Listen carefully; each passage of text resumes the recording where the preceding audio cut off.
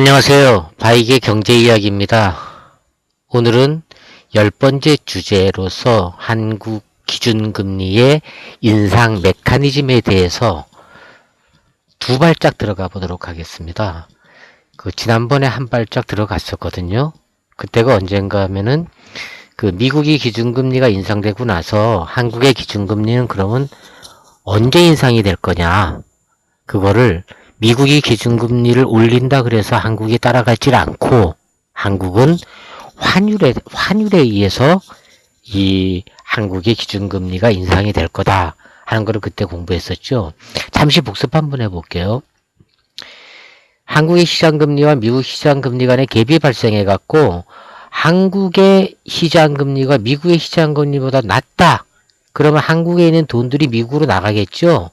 따라서 이때 채권시장에서 한국 채권시장에서 채권 팔자. 그러면 어떻게 돼요? 여기서 이 채권 판 한국 돈으로 달러 사자. 그럼 달러 강세가 되겠죠. 어디서요? 한국의 외환시장에서요.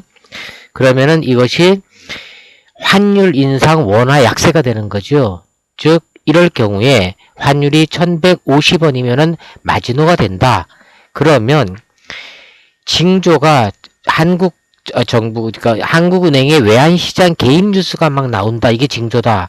그러면 곧 금리의 인상이 임박해 있다. 하는 게 지난번에 우리가 살펴본 거였죠. 즉, 이 금리 인상 임박은 결국은 정부 한국은행이죠. 한국은행의 환율시장 개입 외평채 등이 이루어질 때 그것이 징조이고 곧 그러면은 금리 인상이 임박해진다 하는 거였습니다. 그러면 오늘은요, 이거를 좀 두 발짝 들어가 볼게요. 저게 지난 시간에 한 발짝 들어간 거고, 오늘은 두 발짝 들어가 볼게요. 금리와 환율의 균형론에 관해서 한번 경제학인데요. 이게 제일 어려워요. 경제학에서요. 하지만 이 메커니즘만 딱 이해해 놓으면은 모든 게 다 풀립니다. 그래서 여러분들께서 시간을 좀 내시더라도 이거는 이해를 해 주시면은 아예 외워주시면은 참 좋습니다.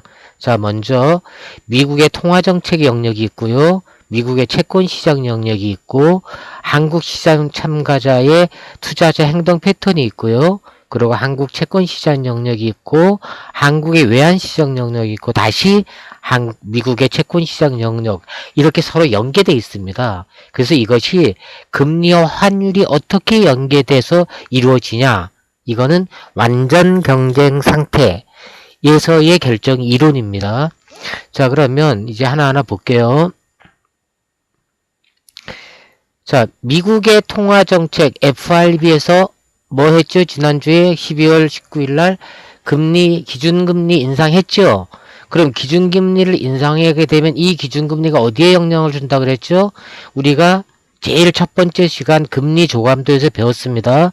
뭐였냐면 국채 1년 3년 단기짜리의 금리에 영향을 준다. 그러면은 그것은 즉 시장 요 단기 금리의 인상이 이루어진다. 이렇게 봤었죠.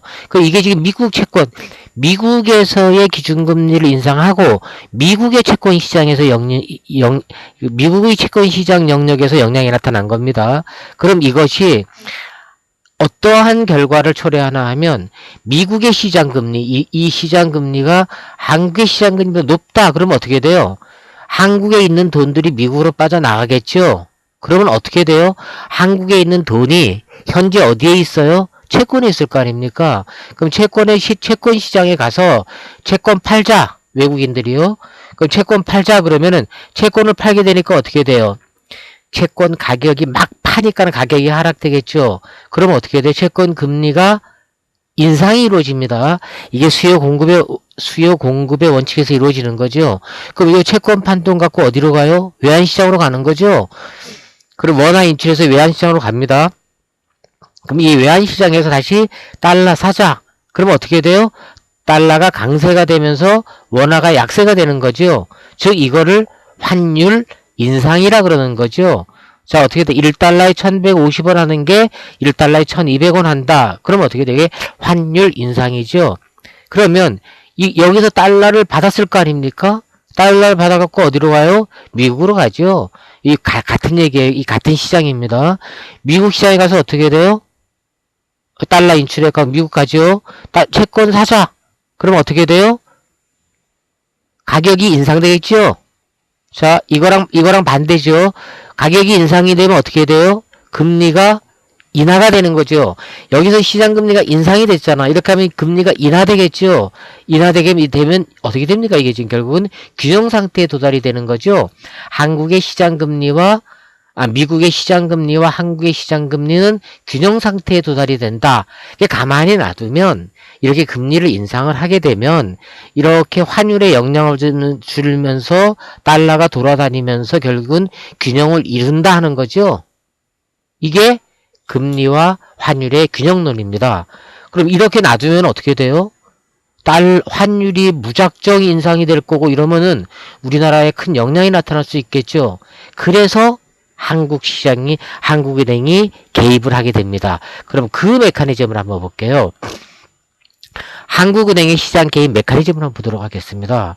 똑같습니다. 이게 지금. 근데 앞부분에서 좀 있던 거를 생략을 좀 하겠습니다. 대신에 개념은 똑같이 들어옵니다. 자, 보시면 FRB의 통화정책으로 기준금리 인상을 하게 되면 이것은 미국 채권 시장에서 단기의 국채의 금리가 영향을 받아서 시장 금리가 올라간다 그랬죠. 그럼 이 시장 금리가 올라가게 되면은 원화파라 달러 사자가 한국의 외환 시장에서 나와 갖고 이게 환율 인상으로 나타난다 그랬죠. 근데 이거를 이 환율의 인상이 나타나는 게 그러면은 한국은행 즉 한국은행에서 통화 정책을 할 때 외환 시장에 개입을 하게 됩니다. 언제요? 이게 1150원이 될 때라 그랬죠. 자, 그러면 볼게요. 한국은행이 외환 시장을 개입하는 건 1단계 조치는 2단계 조치가 있는데 1단계 조치가 바로 외국항 평년기금 채경, 외평채를 직접 매매하는 거예요. 그리고 하나는 뭐예요? 기준금리 전체 금리를 인상을 하는 거죠. 결국은 금리가 이게 되고 나서 이게 이루어진다는 얘기예요. 따라서 이렇게 되면 어떻게 돼요?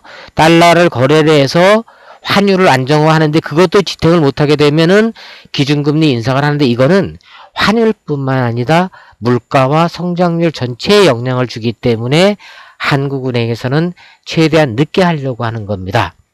이상이 한국 기준금리 인상의 메커니즘입니다. 자, 여기서 환율 인상 1150원이 나타나게 되면은 1단계, 2단계 조치가 나오니까 1단계 조치가 막 나오게 되면 이 2단계 조치가 임박해 있다. 이렇게 이해하자 그랬죠. 자, 그러면 바익의 경제 이야기는 그 결론을 던지죠. 미국 기준금리가 오른다고 해도 한국 기준금리는 따라가서 올라가진 않는다. 한국의 기준금리는 환율에 달려있다. 그래서 1150원을 넘고 한국은행이 외평채 외환시장 개입 보도가 나오면 금리의 인상이 임박해 있다. 이렇게 이해하시면 되겠습니다. 이상 바익의 경제 이야기였습니다. 꼭 이 부분은 이해를 반드시 하도록 하십시오. 경제를 이해하는데 이거를 이해하게 되면은 경제학은 거의 다 풀립니다. 감사합니다. 다음에 뵙겠습니다.